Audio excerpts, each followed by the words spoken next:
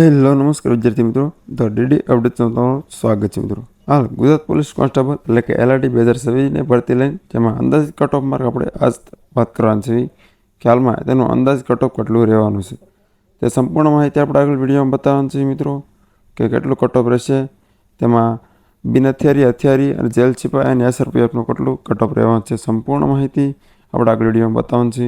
એ પહેલાં વિડીયો નવો તો લાઈક અને સબસ્ક્રાઈબ કરી દેજો મિત્રો, અને ટેલિગ્રામ ચેનલમાં જો તમે જોઈન ન થઈ આવો તો પહેલાં જોઈન થઈ જજો.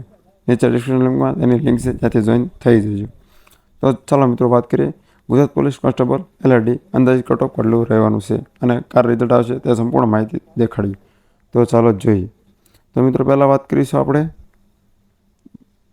કરવાના છીએ મિત્રો બિન હથિયારી પોલીસ કોન્સ્ટેબલ વિશે આપણે વાત કરવાની છીએ.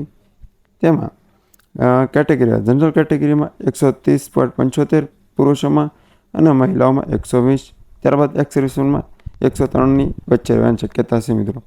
2 થી 3 માર્કનું તમારે વેચિંગ રાખવાનું રહેશે, નીચે ઉપર થઈ શકે મિત્રો. ત્યારબાદ EWSમાં 123 થી 123.75 રહેવાનું છે પુરુષોમાં, અને મહિલાઓમાં રહેવાનું છે 96.25, અને ત્યારબાદ રહેવાનું છે આપણે એક્સ-સર્વિસમેનમાં રહેવાનું છે 98. તો ખાસ નોંધ લેવી તમારે. ત્યારબાદ SC કેટેગરીના વિદ્યાર્થીઓ માટે રહેવાનું છે પુરુષોમાં 119.75 અને મહિલાઓમાં 100 રહેવાનું છે. એક્સ-સર્વિસમેન માટે કોઈ જગ્યા નથી. ત્યારબાદ SCPC એટલે કે OBCના વિદ્યાર્થીઓ માટે 112 રહેવાનું છે અને મહિલાઓ માટે 103, અને એક્સ-સર્વિસમેન માટે 100ની વચ્ચે આસપાસ રહી શકે છે. ત્યારબાદ SC કેટેગરીના વિદ્યાર્થીઓ માટે 99.50 એટલે 100ની ગણતરી રાખવાની રહેશે પુરુષોમાં, અને મહિલાઓમાં 78ની ગણતરી રાખવાની રહેશે. ત્યારબાદ હવે આપણે વાત કરીશું જેલ સિપાઈ, જેમાં પુરુષો અને મહિલાઓ માટે બંને અલગ અલગ રહેવાનું છે. તો ચાલો તે પણ આપણે જોઈ લઈએ કઈ રીતના છે તેમ. તો જનરલ કેટેગરીમાં પુરુષોમાં 120ની આસપાસ રહેશે અને મહિલાઓમાં 96. ત્યારબાદ એક્સ-સર્વિસમેન માટે 95 એટલે કે 96ની ગણતરી તમારે રાખવાની રહેશે. ત્યારબાદ EWSમાં પુરુષોમાં 117, મહિલાઓમાં 78 રહેશે. ત્યારબાદ એક્સ-સર્વિસમેનમાં 93ની આસપાસ રહી શકે છે મિત્રો. તો 1 થી 2 માર્કનું ગ્રેસિંગ તમારે રાખવાનું રહેશે. ત્યારબાદ SC કેટેગરીમાં પુરુષોમાં 114 અને મહિલાઓમાં 94. ત્યારબાદ એક્સ-સર્વિસમેન માટે કોઈ જગ્યા છે નહીં મિત્રો. ત્યારબાદ SCBCના કેટેગરીના વિદ્યાર્થીઓ માટે એટલે કે OBCના વિદ્યાર્થીઓ માટે પુરુષોમાં 120 એટલે કે 120ની આસપાસ રહેશે, અને મહિલાઓમાં 96ની આસપાસ રહેવાની શક્યતા છે. ત્યારબાદ એક્સ-સર્વિસમેન માટે 95 એટલે કે 96ની આડેવેડે તમારે રહી શકે છે. ત્યારબાદ SC કેટેગરીમાં પુરુષો માટે 79 અને મહિલાઓ માટે હજી કોઈ અંદાજિત છે નહીં, એટલે ખાસ નોંધ તમારે લેવાની રહેશે મિત્રો. ત્યારબાદ હવે આપણે હથિયારી પોલીસ કોન્સ્ટેબલ વિશે જાણીશું કે APC માટે, જેમાં ખાસ નોંધ જનરલ કેટેગરીમાં 123 પુરુષોમાં અને મહિલાઓમાં 99 એટલે કે 100ની ગણતરી રાખવાની. ત્યારબાદ એક્સ-સર્વિસમેન માટે 98ની આસપાસ રહી શકે મિત્રો. તમારે 2 થી 3 માર્કનું ગ્રેસિંગ ખાસ ધ્યાન રાખવાનું રહેશે.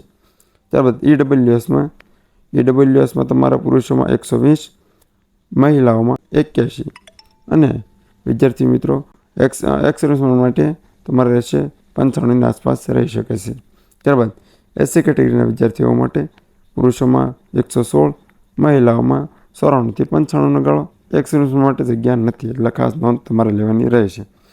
ત્યારબાદ OBC એટલે કે SCBCના વિદ્યાર્થીઓ માટે 121, પુરુષોમાં 96 અને મહિલાઓમાં 96, અને એક્સ-સર્વિસમેન માટે 96.60 એટલે કે 70ની આસપાસ રહી શકે છે. ત્યારબાદ SC કેટેગરીના વિદ્યાર્થીઓ માટે પુરુષોમાં 89, મહિલાઓમાં કોઈ નહીં, અને એક્સ-સર્વિસમેન માટે કોઈ પણ રહેશે નહીં, એટલે ખાસ નોંધ લેવી તમારા વિદ્યાર્થી મિત્રો.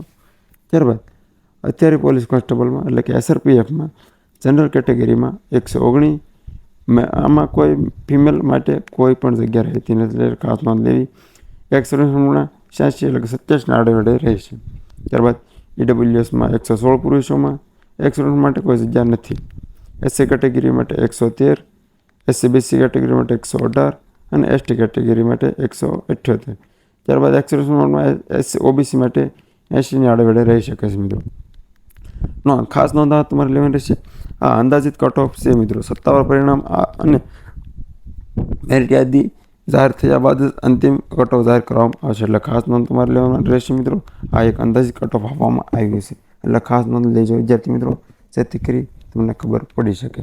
તો મિત્રો આવી નવી અપડેટ મેળવવા આજે તો આપણે ચેનલને તમે સબસ્ક્રાઈબ કરી લો મિત્રો, અને ટેલિગ્રામ ચેનલ જોઈન ન કરે તો જોઈન કરી લેજો અવશ્ય મિત્રો, જેથી કરી નવી અપડેટ તમારા સુધી પહેલાં પહોંચાડી શકીએ.